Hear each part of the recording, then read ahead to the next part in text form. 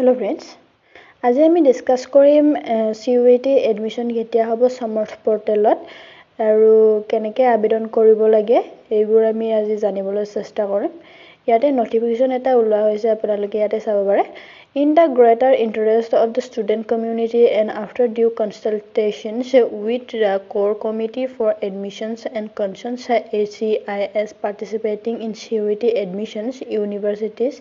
autonomous college and college affiliated with Assam University. The understanding is directed to communicate the timeline for CUET UG admission for the academic session 2025 to 26 in the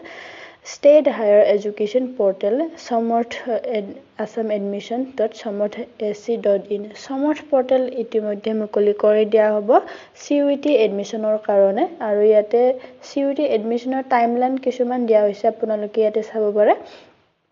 first of all আপোনালোকৰ registration হ'ব আপোনালোকৰ 14 ৰ পৰা 16 লৈকে আপোনালোকে registration কৰিব পাৰিব তাৰ পিছত আপোনালোকে আবেদন কৰিব পাৰিব তাৰ পিছত 17 ৰ পৰা 18 জুলাই 2025 ৰ পৰা কাৰেকচন উইন্ডো খুলি দিয়া হ'ব যদি আপোনালোকৰ ৰেজিষ্ট্ৰেচন কৰোতে কিবা ভুল হৈছিল তেতিয়া হলে আপোনালোকে কাৰেকচন কৰিব পাৰিব তাৰ পিছত আহিছো আমি 19 জুলাইত আপোনালোকৰ যদি কিবা অসুবিধা থাকে কাৰেকচন কৰিব পাৰিব বুলি ইয়াতে উল্লেখ কৰা হৈছে এপ্লিকেশন সমূহ তাৰ পিছত 21 জুলাই 2025 ত আপোনালোকৰ মেৰিট লিষ্ট পাবলিক কৰা হ'ব তাৰ পিছত 22-23 ৰ পৰা মেৰিট লিষ্ট ফাৰ্স্ট মেৰিট লিষ্টৰ আপোনালোকৰ এডমিশন লোৱা হ'ব বুলি ইয়াতে উল্লেখ কৰা হৈছে তাৰ পিছত 24 জুলাই 2025 ত ৰেজিষ্ট্ৰেচন আৰু এপ্লিকেশন হ'ব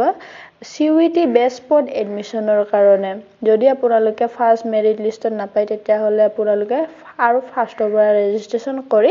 CUET ৰ কাৰণে স্পট এডমিশন ল'ব পাৰিব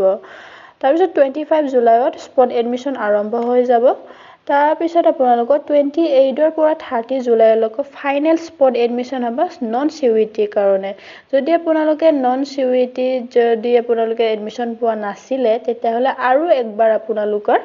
ইয়াতে ফাইনেল স্পট এডমিশন হ'ব বুলি ইয়াতে উল্লেখ কৰা হৈছে তাৰ পিছত আহিছো আমি 1 আগষ্টৰ পৰা আপোনালোকৰ ক্লাছসমূহ আৰম্ভ হৈ যাব বুলি ইয়াতে উল্লেখ কৰা হৈছে এইখিনি আছিল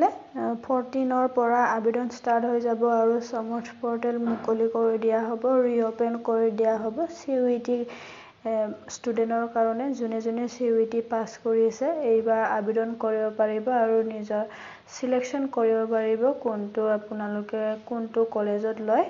তাৰ পিছত আপোনালোকৰ আবেদন প্ৰক্ৰিয়া কমপ্লিট হোৱাৰ পিছত